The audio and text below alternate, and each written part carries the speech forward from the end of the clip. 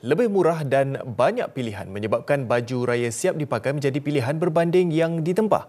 Selain mudah didapati, lambakan pelbagai jenama turut mudah dibeli secara dalam talian. Justru apa nasib tukang jahit persendirian yang mengharapkan tempahan daripada orang ramai untuk digayakan pada Aidilfitri nanti? Wartawan Ishak Abdullah Ngah di Terengganu turun padang meninjau. Suatu ketika dahulu, Kompleks Hentian Bas Majlis Bandaraya Kuala Terengganu ini meriah setiap kali menjelang 1 Syawal. Pelbagai lapisan masyarakat datang ke sini bagi membeli kelengkapan raya. Kini, keadaannya jauh berbeza. Perniagaan yang banyak diusahakan mereka yang sudah berumur ini semakin merosot.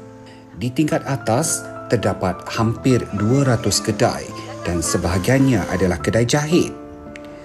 Bagi Hasan Hassan yang berusia 79 tahun, dia mempunyai pengalaman lebih 40 tahun dalam kerjaya ini. Sangat slow-slow. Oh, slow-slow. Slow-slow. Dan sampai masa dah awak tidur. Sampai Jadi tahun ini berapa pasang ambil? sikit sangat. Dalam 20 dah hafal.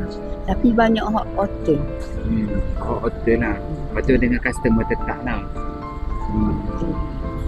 Dia zaman ni kan, tahun ni paling blessed tempahan. Bukan saya seorang. Tu kan jahit lelaki pun betul-betul untuk macam tahun sebelum COVID. Hakikatnya, mereka pernah menerima tempahan beratus-ratus helai baju Melayu dan baju kurung sebelum ini. Namun, persaingan sengit menjadikan kerjaya tukang jahit persendirian ini tidak lagi berdaya saing. Kalau nak banding dulu dengan sekarang ni memang berkurangan sangat lah maknanya. Sebab untuk tempahan tu rasanya tak banyak mana. Sebab orang beli online mari beki di sini. Tapi kalau perbandingan tu memang semakin menurun. Kalau sebelum ni kata 200-300 pasang untuk raya, sekarang ni 100-200, sekarang ni semakin menurun lah, mana kata lah 80 itu. Namun, terdapat juga pelanggan yang setia dan kerana hasil kerja yang memuaskan, tempahan tetap dibuat setiap tahun. Sungguh, tapi dia kena buat baju tu biar betul. Biar ikut selesa orang pakai, memang orang mari. Kalau nak 100 pasang sebulan tu, kira mainan je. Bukan kita cakap besar.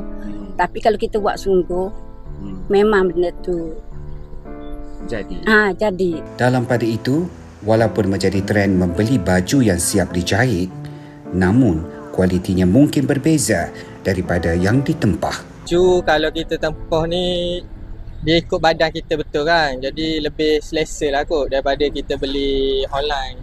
Beli online kadang-kadang kita beli saiz kecil, besar kita tukar biasa. Dua-dua ada kelebihan masing-masing lah. Cuma kalau nak fit molek ikut badan custom lah. Dahulunya di bas tank MBKT ini menjadi pusat sehenti kerana menempatkan lebih 100 tukang jahit yang mencari rezeki di sini dan memudahkan orang ramai untuk menempah baju.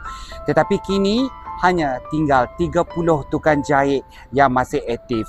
Di bulan Ramadan dan menjelang Syawal ini, mereka hanya bergantung kepada pelanggan tetap datang menempah pakaian di kedai mereka.